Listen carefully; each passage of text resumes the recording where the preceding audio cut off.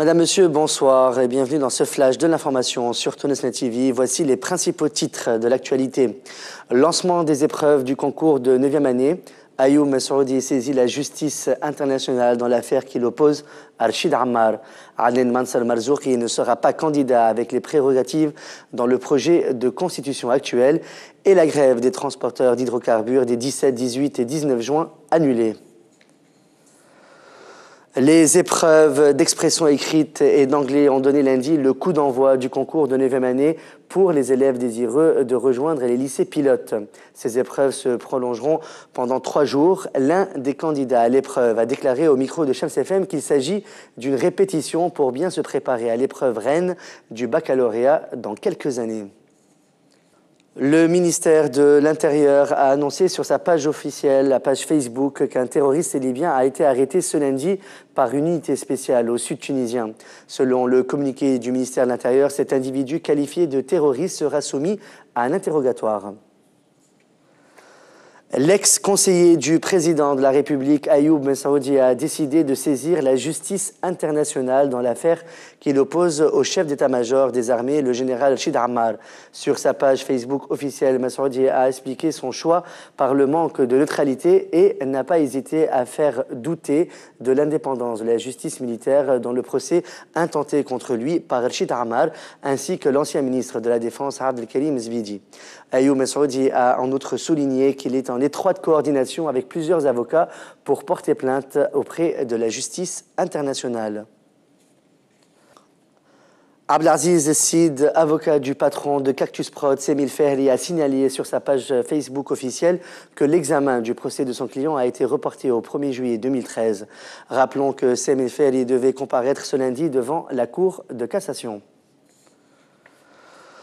Le porte-parole de la présidence de la République, Adnan Mansour, a affirmé ce dimanche 16 juin dans une interview accordée à la chaîne d'information TNN que le président Mansour Marzouki ne se portera pas candidat à la prochaine élection présidentielle avec les prérogatives figurant dans le projet actuel de constitution. Dans la même interview, Adnan Mansour a indiqué que la présidence de la République a des réserves quant aux prérogatives accordées au chef de l'État, car celles-ci ne correspondent pas aux mêmes pouvoirs ayant fait l'objet d'un consensus dans le cadre du dialogue national. Le porte-parole de la présidence a en outre assuré que les dispositions transitoires posent un problème, notamment au niveau du tribunal constitutionnel.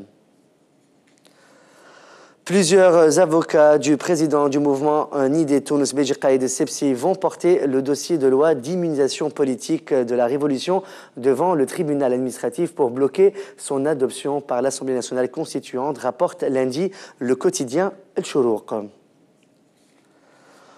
Le secrétaire général adjoint de l'Union générale tunisienne du travail, l'UJTT, en charge du règlement interne, Nourdine Taboubi, a annoncé ce dimanche 16 juin que la grève des transporteurs d'hydrocarbures des 17, 18 et 19 juin a été annulée. Les sociétés de transport d'hydrocarbures devaient initialement faire grève les 28, 29 et 30 mai.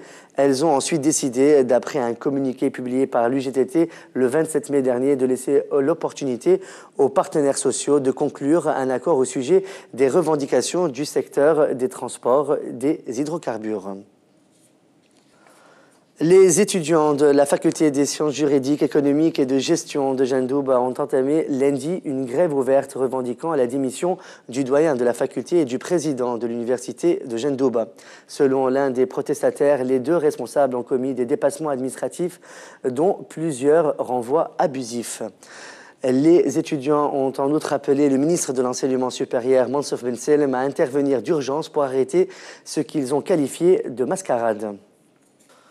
À l'international maintenant, Damas a accusé hier, dimanche 16 juin, le Caire d'avoir rejoint le cœur de la conspiration contre la Syrie menée par les États-Unis et Israël dans un communiqué du gouvernement relayé par les médias syriens.